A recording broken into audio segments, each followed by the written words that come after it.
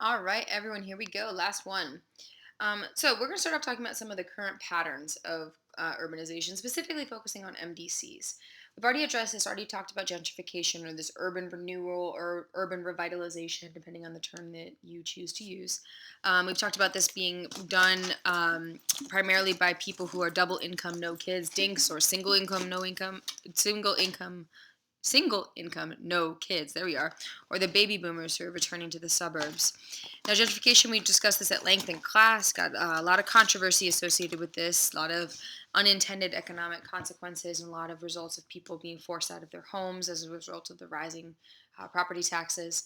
Government can really specifically encourage this gentrification process through favorable urban policies, offering tax incentives for industries to come in to rezone. So that rezoning here, where's my definition? Lost it. That's good. The zoning here is just the idea that the land is to be used for certain purposes. Only so many people can live in one place. Only so many businesses can exist in one area. This can really limit the growth and really control the growth. So when a government changes zoning laws, that in turn can help and encourage policies of gentrification.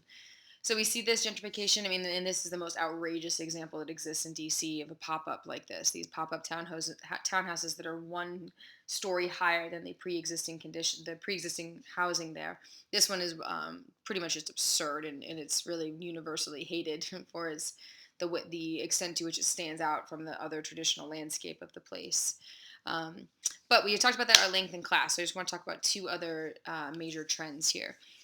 One of them is that most MDCs are facing urban sprawl and suburbanization. Now, we saw this already when we talked about the galactic model and the creation of the edge cities and those that were originally the multiple nuclei model, those nodes of development and agglomeration outside of the city.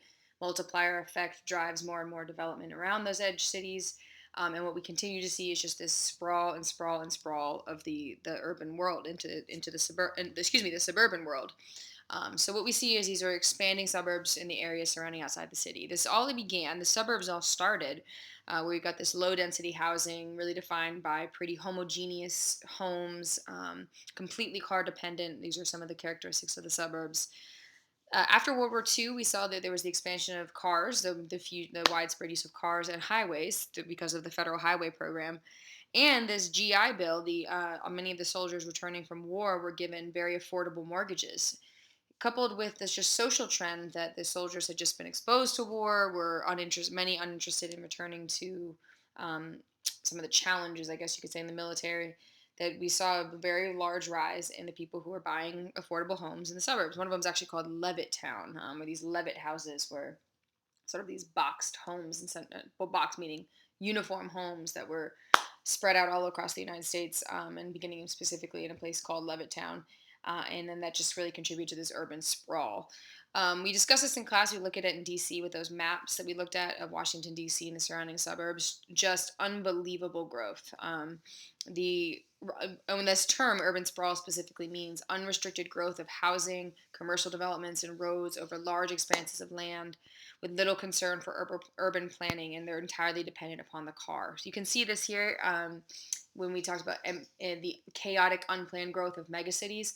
Well, we see the relationship here in urban sprawl and MDC. So this is not, there are services here. This is not, not livable conditions or anything close to it. But the idea here is that there's not necessarily being the planned intentional use of land as we got increasing amount of suburban sprawl and urban sprawl. You can see just Atlanta, for example, Phoenix. Atlanta in particular is known for its unbelievable sprawl. There's the sprawling area outside of Atlanta. There's a highway there.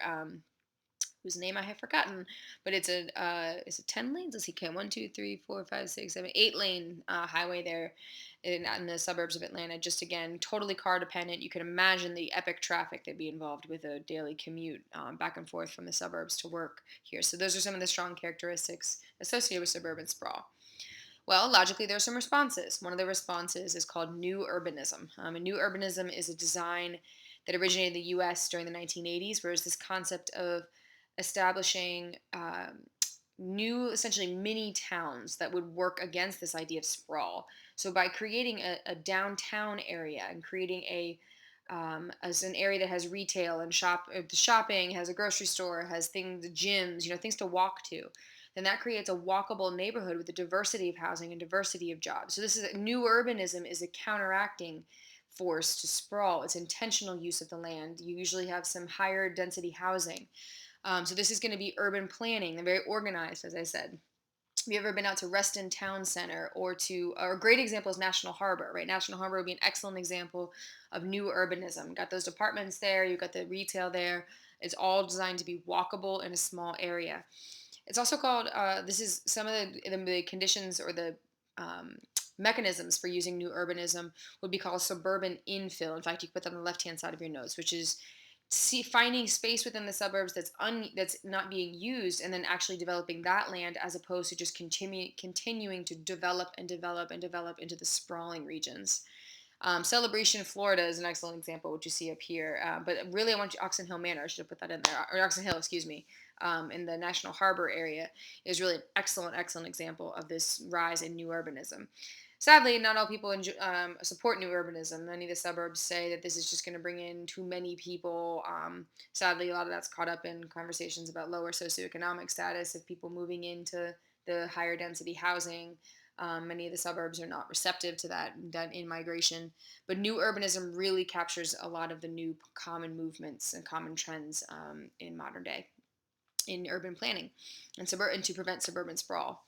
Now, looking across the world here, one of the big differences between suburbs in the US versus European suburbs. So, to start us off, the European cities are much older, and they were originally these mercantile, these trading cities to manufacturing cities. So European cities were already developed as to be these walkable cities since they were developed so much earlier than US cities. There was no car dependence here. One of the things that Europe did is that they create, to prevent the sprawl that's experienced by US suburbs, European cities create what are known as green belts. And this is increasingly being adopted in some of the US cities too. Now, these are zones of open country in some towns that are used specifically to limit the sprawl of this region. One of the reasons this happens in Europe is because fuel, specifically petroleum, is so expensive in Europe that to have a sprawling suburb that be car dependent would be both economically ineffective and impractical in so many ways because the amount of densely populated regions here, it's just not possible to have the sprawl in that way. The government really seeks to maintain the dominance then of that central city and not allowing the creation of what we see in the U.S. of those edge cities. So here's an example in London, you find that beltway, but you do not find those edge cities that we find in the galactic model associated with North American cities. One last piece is the Canadian cities. Canadian cities are a little bit different than U.S. cities because the central city is still so much more densely concentrated. We don't see the decentralization of the services that we see in the U.S. cities. So there's a higher population density within the central city than there is in some U.S. cities. There's also less disparity in wealth. On the whole, there isn't the zones of disamenity that we discussed. We don't see that urban plight as commonly in Canadian cities as we do in some of the U.S. cities. They also suffer far less from the suburban sprawl that the U.S. has. The suburbs are not nearly as wealthy as the U.S. cities.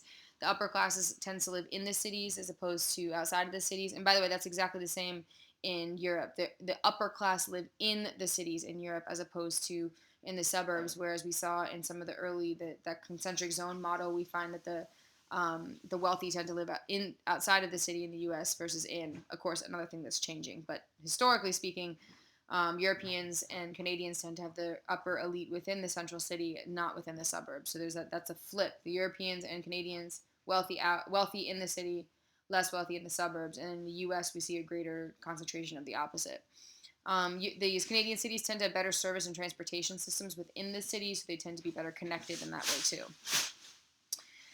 What are some of the consequences of this urbanization / urban sprawl? The hazards of sight. This means that the outlying areas are more susceptible to natural disasters. This particularly is common in LDCs, with that unplanned growth, considering here now megacities type of deal, that those areas are more susceptible to some of the challenges of the natural disasters. Congestion, I already mentioned this already, the traffic. There can be really inefficient distribution of services. For example, schools might not necessarily be reflective of the capacities and the changes that happen with suburban sprawl. So either you've got not enough schools to accommodate people, or too many schools depending on the shifts. We, of course, already have the loss of agricultural land. We've got more and more land cover being converted to pavement. So when you've got pavement, that's really leading to more pollutants. You're not getting the natural cycles of nutrition of the water cycle that's going to affect this. So if you change the more the landscape to pavement as opposed to the natural soil, that can cause problems. Tons and tons of smog. Places like Mexico City, Delhi, Bangkok, absolutely just plagued with pollution and smog. We also have the increasing demands for water and to agricultural services to provide for these people in the urban sprawl. So there we are with our quick analysis questions for our last flipped video of the year. Congratulations.